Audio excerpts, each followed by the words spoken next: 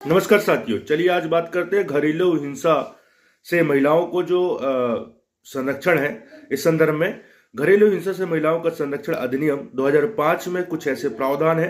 इसमें अक्सर ये देखा जाता है कि कुछ महिलाएं होती हैं जो पति के साथ रह नहीं पाती या किसी कारणवश वह उससे पृथक रहती हैं, और पृथक रहने के दौरान कभी ऐसा होता है कि महिलाएं फिर से पुनः पति के पास जाना चाहती हैं, उनके साथ रहना चाहती हैं, लेकिन पति के द्वारा उन्हें रखा नहीं जाता है।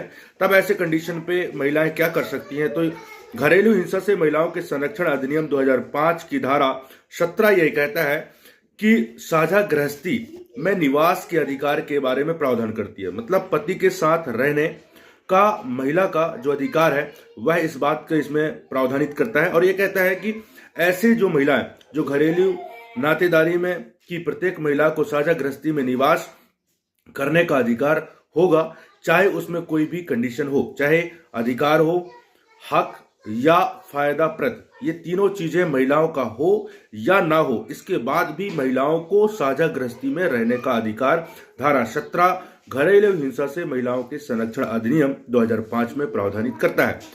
तो इस तरीके से आप क्लियर रहिए कि भाई यदि किसी प्रकार से महिला अलग रहती हैं, पृथक रहती हैं, और यदि वह रहना चाहती है महिलाओं के साथ, तो उनका अधिकार है, वह अधिकार धारा 17 जो घरेलू हिंसा से महिलाओं के संरक्षण अधिनियम है इसमें है, और वह उनके साथ रह सकती हैं। किसी प्रकार से पति उनको पृथक नहीं रख सकता, किसी प्रकार से पति उसे मना नहीं कर सकता कि आप हमारे साथ नहीं रह सकते। तो यह अधिकार जो है धारा 17 में प्रावधानित है। अब यदि कोई घरेलू हिंसा से संबंधित कोई मामला आता है या किसी की महिलाओं के साथ यदि घरेलू हिंसा होता है, तो वह धारा 12 घरेलू हिंसा अधिनियम के तहत आप आवेदन प्रस्तुत कर सकते हैं मजिस्ट्रेट के समक्ष, और उसी के अनुरूप एक प्रक्रियाएं संचालित होगी। धन्यवाद। जय हिंद, जय भारत।